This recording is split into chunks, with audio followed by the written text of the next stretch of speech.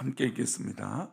내가 사람의 방언과 천사의 말을 할지라도 사랑이 없으면 소리나는 구리와 울리는 꽹과리가 되고.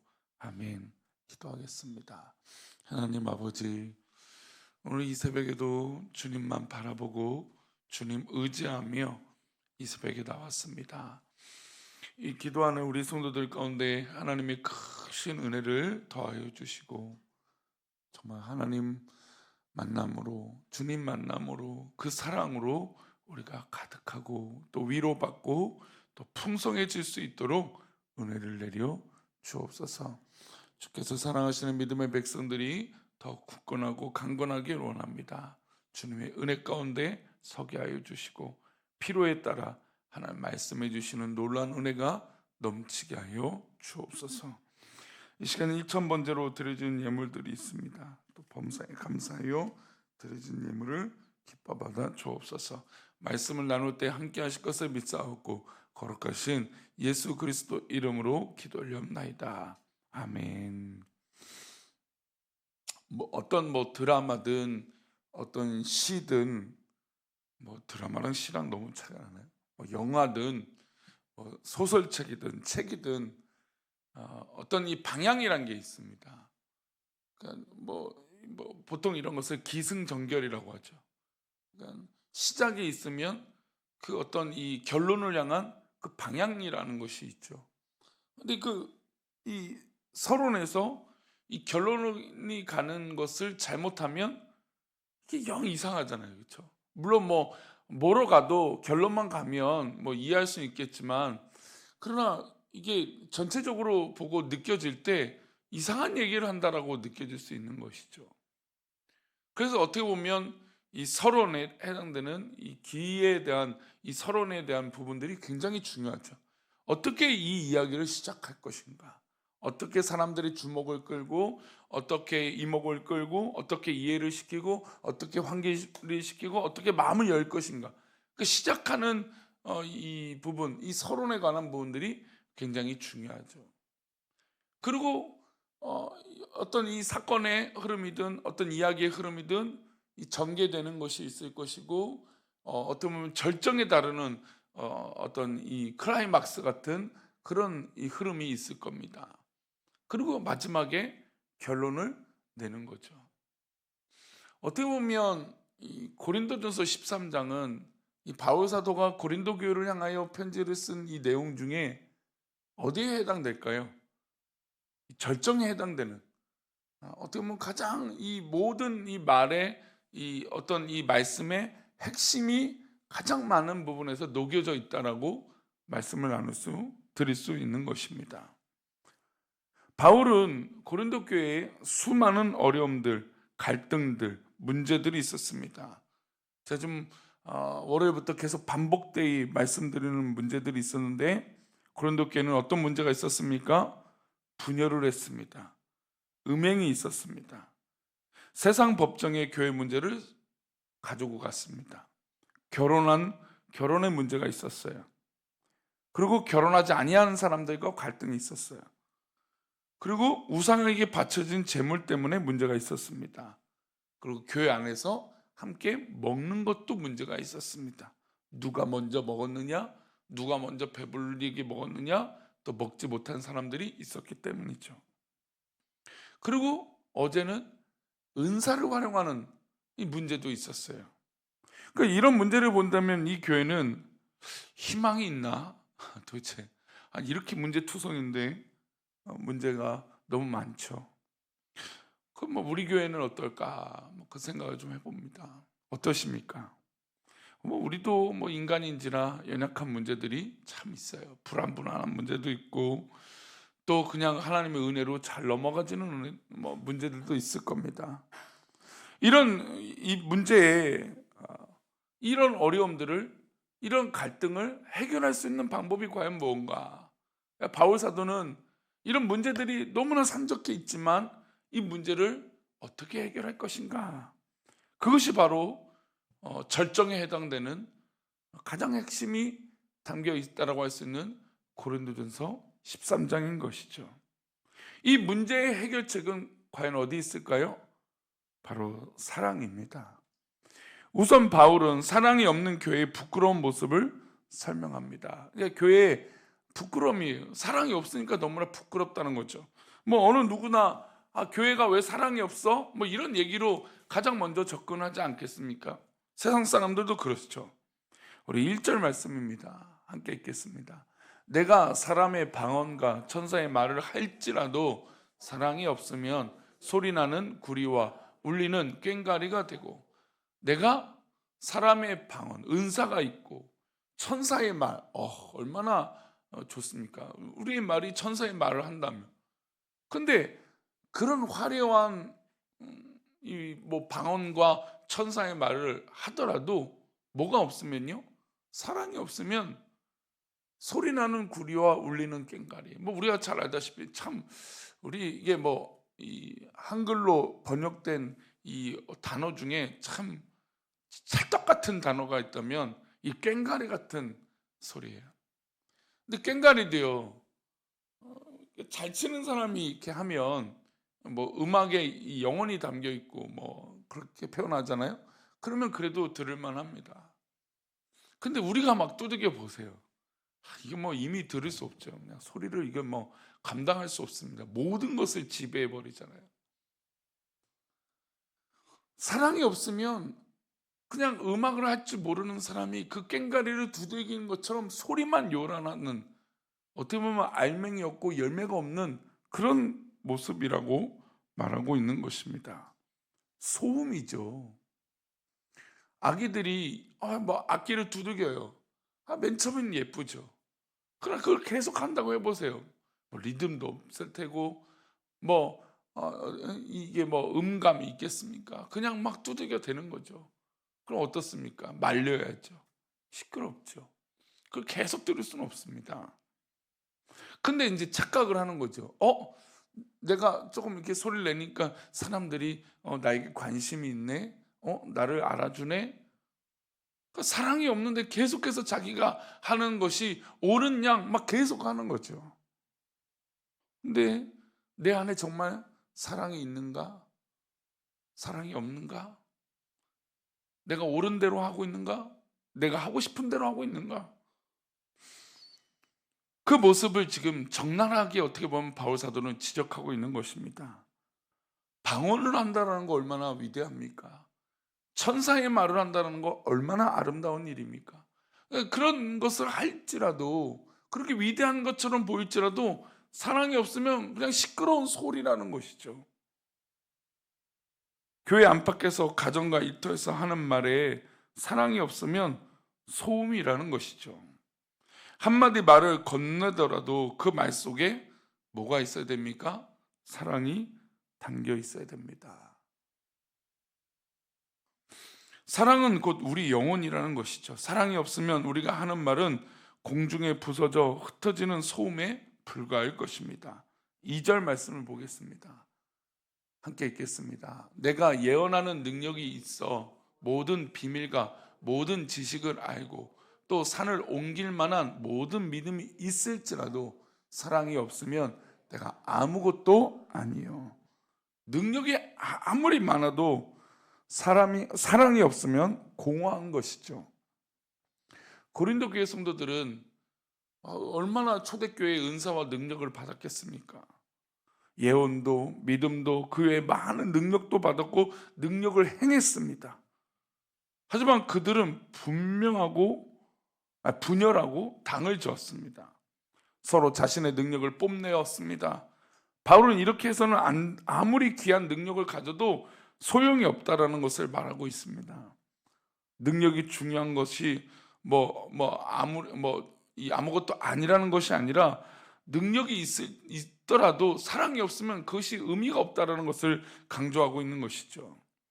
그러니까 능력이 있는데 어떤 마음으로 그것을 행하고 있느냐 이것입니다.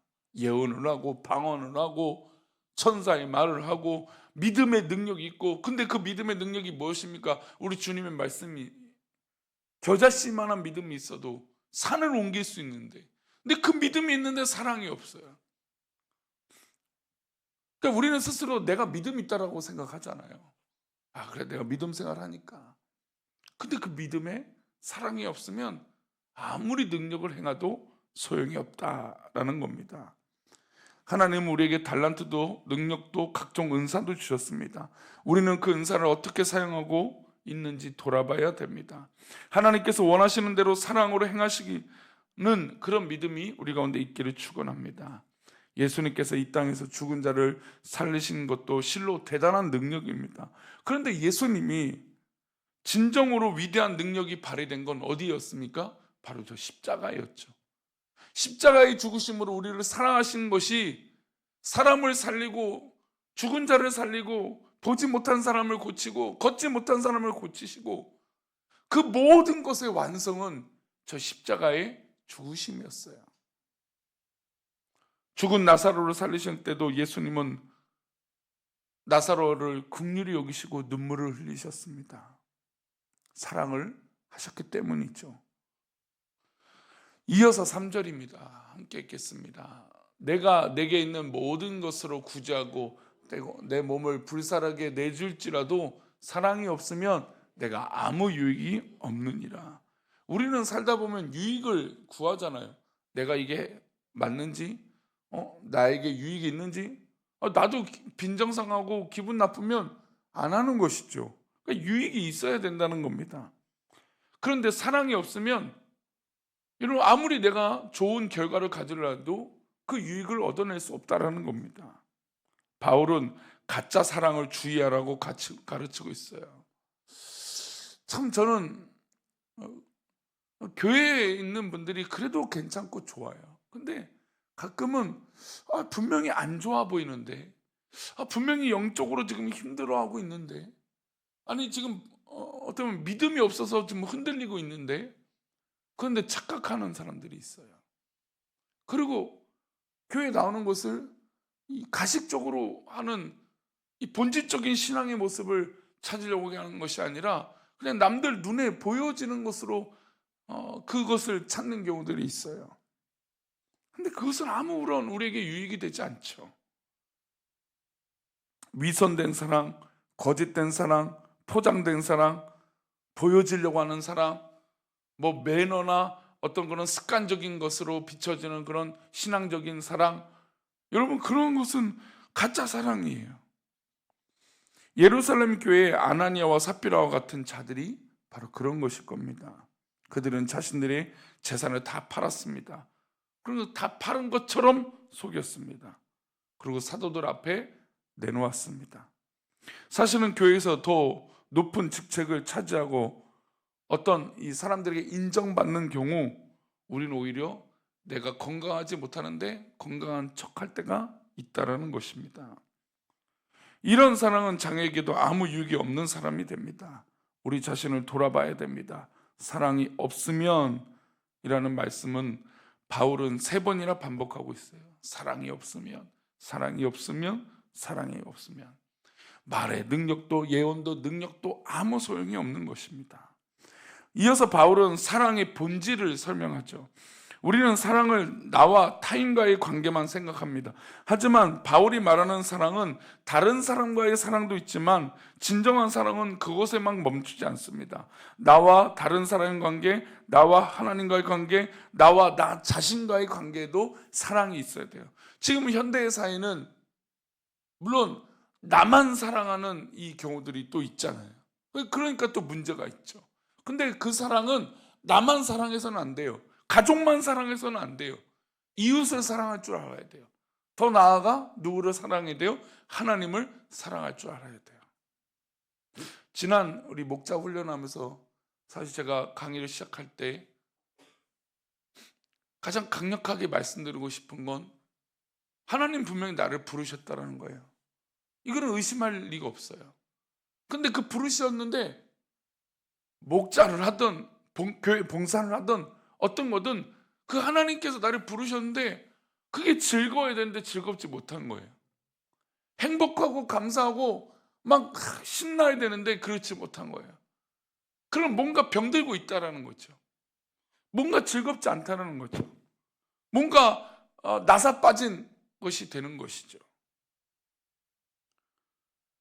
그래서 바울 사도는 사랑을 행하는데 다른 사람과의 사랑, 하나님과의 사랑, 나를 사랑하는 이 사랑을, 이 세 가지 관점을 잊지 말라는 것입니다. 4절 말씀을 볼까요? 4절입니다. 사랑은 오래 참고, 사랑은 온유하며, 시기하지 아니하며, 사랑은 자랑하지 아니하며, 교만하지 아니하며. 이 시대에 뭐가 없어 보입니까? 사랑이 없죠. 내가 인정만 받으면 어떤 거짓말을 꾸며내도 문제가 없어요. 내가 옳으면 막 말을 만들어내도 아무 문제가 없는 거예요.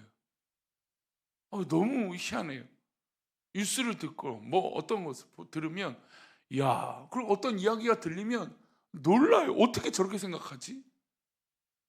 나만 생각하고 나만 사랑하는 사람들이 요즘 너무 많은 거죠. 근데 그 사랑의 방향성이 잘못된 거죠, 지금. 사랑은 오래 참아야 됩니다. 왜 오래 참아야 될까요? 뭐 때문에 오래 참아야 될까요? 나만 오르면 그 참을 수 있을까요? 안 되죠.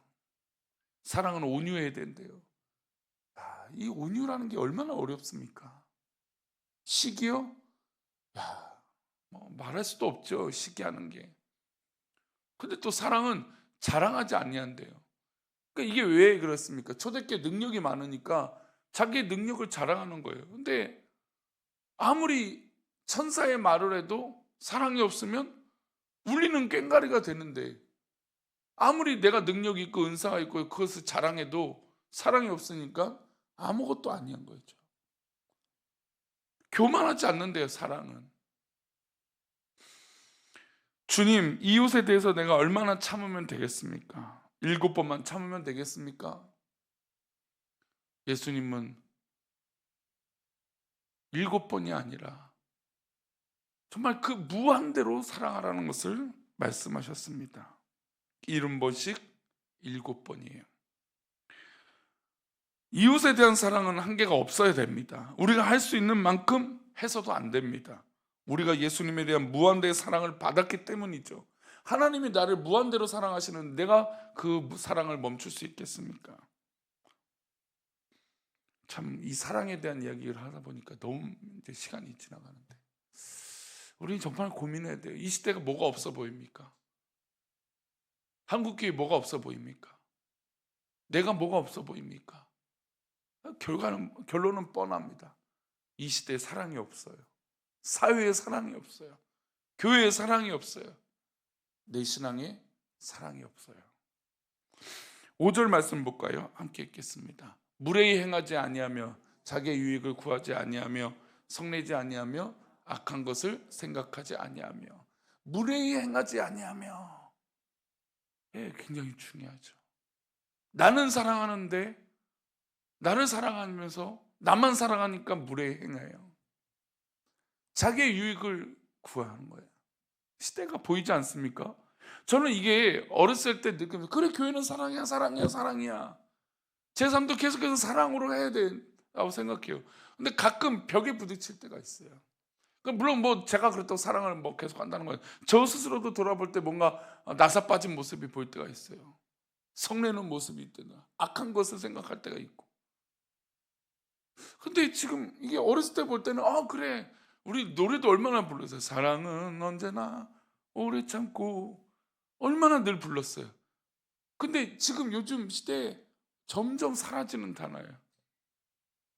그리고 그 방향성이 한쪽으로만 치우쳐요. 그러니까 병이 생기는 거죠. 사랑은 하는데, 하긴 해요. 사랑을 안 하는 건 아니에요. 근데 한쪽만이에요. 뭐 결혼을 하지 않는 시대예요. 결혼을 왜 안 해요? 나만 사랑하니까 그래요. 애를 낳지 않아요. 누구만 사랑해요? 부부만 사랑한다는 거예요. 교회 안에서 사랑이 없어요? 나만 옳은 거예요. 이 시대의 정치나 경제를 보면 사랑이 없어요. 왜 그래요? 나만 성공하면 된다고 생각하는 거예요. 방향성이 없어요. 방향성이. 사랑은 방향성이라고 하는 중요한 방향이 필요합니다. 나를 사랑하는 것 당연히 소중하죠. 그러나 이웃도 사랑해야 되고 하나님을 사랑해야 됩니다. 이 새벽에 기도하시는 우리 성도님들 늘 참 감사하고 주 안에서 사랑하고 축복합니다. 우리 귀한 성도님들, 우리가 먼저 하나님의 사랑을 누리시고 그 사랑으로 풍요로워지시기를 축원합니다. 그러면 우리 삶 가운데 또 우리 교회가 한 단계 더 사랑으로 더 나아가지 않겠습니까? 오늘도 그런 사랑이 넘치는 우리 공동체가 되기를 축원합니다. 기도합니다. 하나님 아버지, 이 사랑이란 단어가 당연한 것인데 우리가 놓치고 살 때가 있는 것을 느낍니다. 또 무엇을 사랑하고 있는지도 놓치고 또 그 방향성도 잃어버린 채 한쪽으로만 치우친 사랑을 하고 있는지 우리가 돌아보기를 원합니다. 주님께서 우리를 붙들어 주시고 그 사랑 속에 우리가 살게 하여 주옵소서. 우리가 많은 능력과 은사를 가졌지만 하나님 그 은사와 능력을 말할 때 주님의 사랑을 놓치지 않게 하여 주시고 또 그 사랑으로 우리 영혼이 자유하고 기뻐하게 하여 주옵소서. 오늘도 그런 하루가 되기를 소망하옵고 거룩하신 예수 그리스도 이름으로 기도를 옵나이다. 아멘.